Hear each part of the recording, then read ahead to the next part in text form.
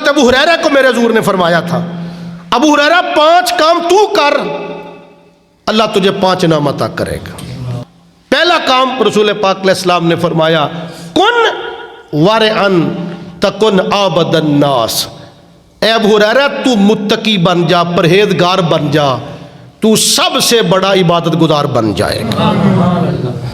ایک بندہ سارا دن قرآن پڑھتا رہتا ہے، تسبیح پھیرتا رہتا ہے، لیکن دودھ میں پانی ملا کے بیچتا ہے، کوئی فائدہ نہیں قرآن پڑھنے کا، کوئی فائدہ نہیں درود پڑھنے کا، وظیفے کرنے کا۔ ایک بندہ تہجد بڑی پڑھتا ہے لیکن وہ گندم میں مٹی ملا کے بیچتا ہے، کوئی فائدہ نہیں۔ وہ صوفیہ بیان کرتے ہیں اگر اندر بیماری ہو تو خوراک اثر نہیں کرتی، بندے کے اندر بے ایمانی 2 نمبری ہو، جتنی مرضی عبادت کرے عبادت کا رنگ چہرے پہ نہیں ہوگا، پہلے بے ایمانی دور کرے، تقوی پیدا کرے، 5 نمازیں بھی پڑھے گا، اللہ اس کو نورانیت عطا فرما دے۔ تو پہلی چیز فرمایا کہ تو پرہیزگار بن جا، تو سب سے بڑا عابد بن جائے۔ دوسری چیز فرمایا وَكُنْ قَانِعًا تَكُنْ أَشْكَرَ النَّاسِ، اللہ نے جو دیا ہے اس پہ راضی ہو جا، اللہ نے جو دیا ہے اس پہ راضی ہو جا، تَكُنْ أَشْكَرَ النَّاسِ، تو پوری دنیا کا سب سے بڑا شکر گزار بن جائے۔ تیسری چیز فرمایا وَأَحِبَّ لِلنَّاسِ مَا تُحِبُّ لِنَفْسِكَ، فرمایا جو اپنے لیے پسند کرتا ہے لوگوں کے لیے پسند کر، تَكُنْ مُؤْمِنًا، تو پکا مومن بن جائے گا۔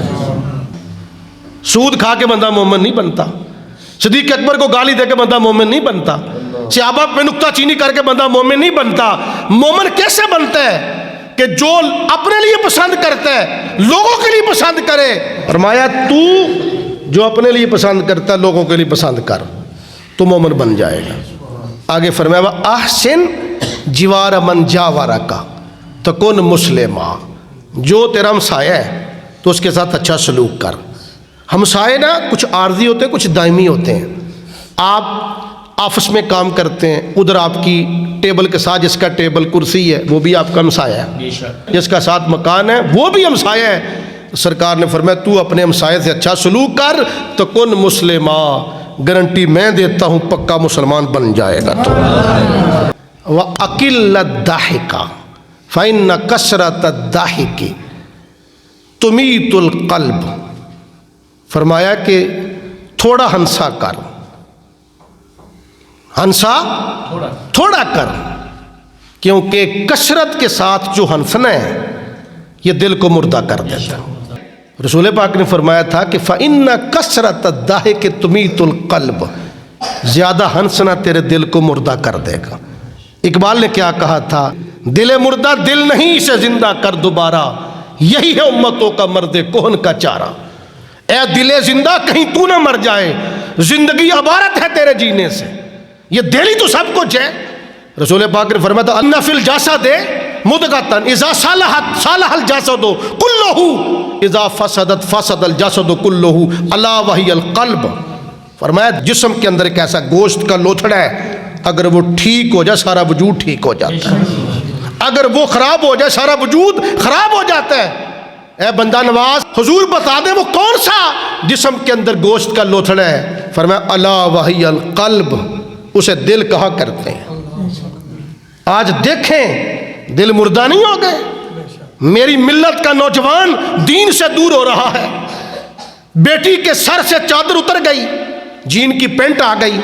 مجھے پرسوں ایک بندے نے حضرت صاحب قاری صاحب فوٹو بھیجے ہیں، میرے واٹس ایپ کے اندر ابھی بھی ہیں، 2 جوان لڑکی اور لڑکا، شاید میاں بیوی تھے، ویگنار کار میں جا رہے تھے، صبح کا ٹائم ہے، گاڑی درخت کے ساتھ ٹکراتی ہے، دونوں مر جاتے ہیں، اور اس بچی نے جین پہنی ہوئی تھی، جین کی پینٹ، اتنی شرٹ تھی، اس کا وجود مرنے کے بعد ننگا ہو رہا تھا۔